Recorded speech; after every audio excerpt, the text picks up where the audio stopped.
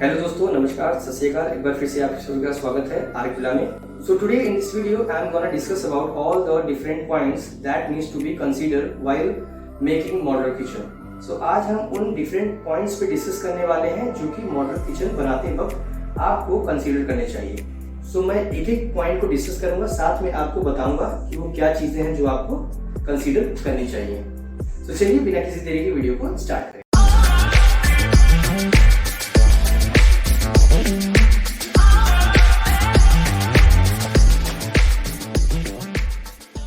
Now चलिए बात करते हैं इसके कब्जे वगैरह की, ठीक है, जिसको बोलते हैं हिंजेस। तो आप ये जो अगर आप देखेंगे, जैसे मैं इस कैबिनेट को बंद करता हूँ, आप देखिए इसमें बहुत ही सॉफ्ट मोशन है। तो ये सॉफ्टली बंद क्यों हो रहा है? बेसिकली क्या है, यहाँ पे ये जो हिंजेस दिए गए हैं ना, इसमें भी कई क्वालिटीज आती हैं। इसको मैं आगे आने वाले टाइम में डिटेल में डिस्कस करूंगा कि कितने तरह के हिंजेस होते हैं, इनकी क्वालिटीज क्या होती हैं, कौन से ब्रांड्स हैं, प्राइस क्या है, ठीक है। लेकिन जो जनरली हिंजेस को लगाया जाता है वो 0 और 8 डिग्री। जब भी आप कभी शॉप पे जाएंगे तो वहां पे वो पूछेंगे आपसे कि आपको हिंजेस किस तरह का चाहिए, मींस कितने डिग्री का, 0 डिग्री का, 8 डिग्री का, और भी कई डिग्री के चैनल्स आते हैं। सो 0 डिग्री और 8 डिग्री ये दो तरह के चैनल जनरली यूज होते हैं। इसका यूज क्या है? इसमें बेसिकली होता क्या है कि जो 0 डिग्री के चैनल होते हैं उसमें हाइड्रोलिक होता है और वो बहुत सॉफ्टली बंद होता है। लेकिन जो 8 डिग्री का हिंज होता है वो उसमें क्या होता है, उसमें सॉफ्ट क्लोज नहीं होता है, वो हार्ड क्लोज बंद होता है, ठीक है। सो बेसिकली जो हम ये जो इसमें हम हिंजेस यूज करते हैं, इसमें हम कॉम्बिनेशन यूज करते हैं। मतलब इसमें एक अगर 0 डिग्री होगा तो एक 8 डिग्री होगा। उससे क्या होता है कि मोशन भी कंट्रोल में रहता है एंड आराम से बंद भी हो जाता है। आप देखिए कितना आराम से बंद है। सो ये जो सॉफ्टली क्लोज हो रहा है, ये मेन रीजन इसका ये है कि जो इसमें 0 डिग्री है, ठीक है। एंड जो इसमें स्पीड आता है मोशन, वो बेसिकली 8 डिग्री की वजह से आता है।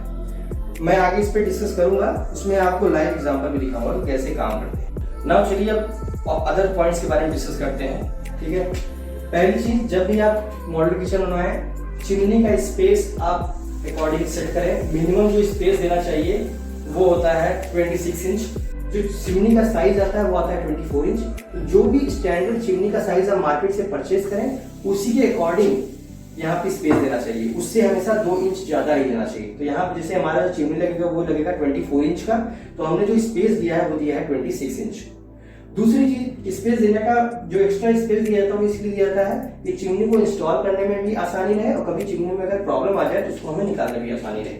नाउ अगला पॉइंट है चिमनी से रिलेटेड है कि जब भी मॉडुलर किचन आप बनवाएं तो कोशिश ये करें कि जो चिमनी का पाइप है वो बाहर न दिखे। अदरवाइज पूरे किचन का लुक जो होता है वो खराब हो जाता है, क्योंकि सिर्फ जो नजरें होती है वो पाइप पे ही जाती है। तो कोशिश करें कि वो चिमनी का पाइप न दिखे। तो जैसे आप यहाँ देख सकते हैं, इसमें सबसे बड़ी इशू आ रही थी कि चिमनी का पाइप कैसे हम यहाँ पे हाइड करें। तो यहाँ पे देखिए चिमनी लगेगा और यहाँ से चिमनी का पाइप होते हुए ऊपर जाएगा और फिर यहाँ पे भी पूरा ये यहाँ पे पैक होगा। चिमनी का पाइप वहां से आउटर जाएगा और फिर यहीं पे इसको कवर किया जाएगा। सो इसको कवर करने के लिए हम यहाँ पे चिमनी का पाइप, इसीलिए हमने जो आप ऊपर आप स्पेस देख रहे हैं ना, ये इसीलिए इसको छोड़ा गया है कि हमारा चिमनी का पाइप भी चला जाए और ये प्रॉपर पैक हो जाएगा। तो यहाँ पे हमको एक बॉर्डर मिलेगा।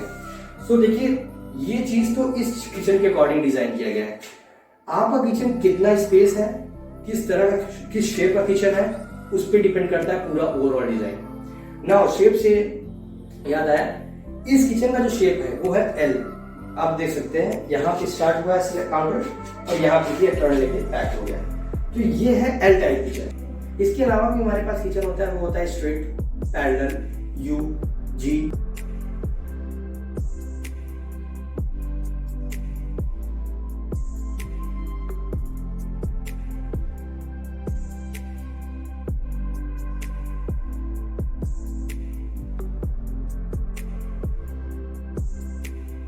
Now one of the important point discuss करना भूल गया, वो है बबल शीट।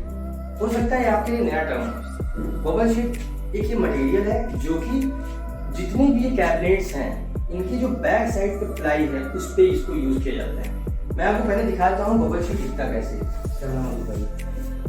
जैसे ये देखिए, मेरे पास ये सैंपल पड़ा हुआ है। सो अगर आप इसको देखेंगे तो कुछ इस तरह का ही बबल शीट होता है। ये होता है बबल शीट, ठीक है। ये बेसिकली प्लास्टिक का मटेरियल होता है और इसको बबल शीट इसलिए बोला जाता है क्योंकि अगर क्योंकि इसमें जो 2 लेयर होती हैं, 2 लेयर के बीच में इसमें बबल्स होती हैं, हॉलो स्पेस होता है। ठीक है, ये देखिए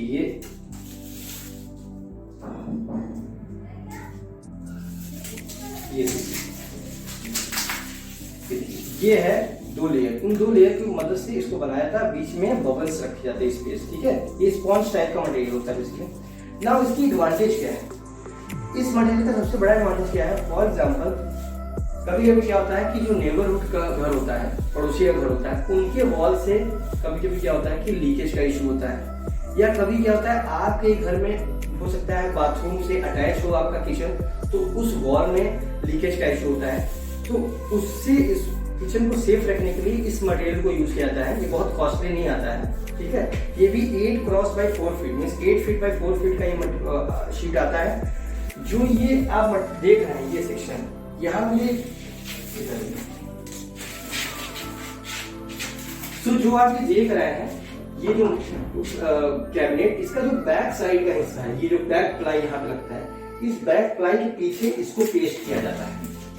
जब इसको पेस्ट कर देते हैं ना, तो वॉल और कैबिनेट के बीच में एक बैरियर का काम करता है। तो कभी भी आपके कैबिनेट को बैक साइड से कभी भी मॉइस्चर का इशू नहीं आएगा, और उससे क्या होगा कि जो किचन की लाइफ होती है वो अल्टीमेटली बढ़ जाती है। तो ये एक बहुत ही इंपॉर्टेंट पॉइंट था जो कि मुझे आपको बताना था।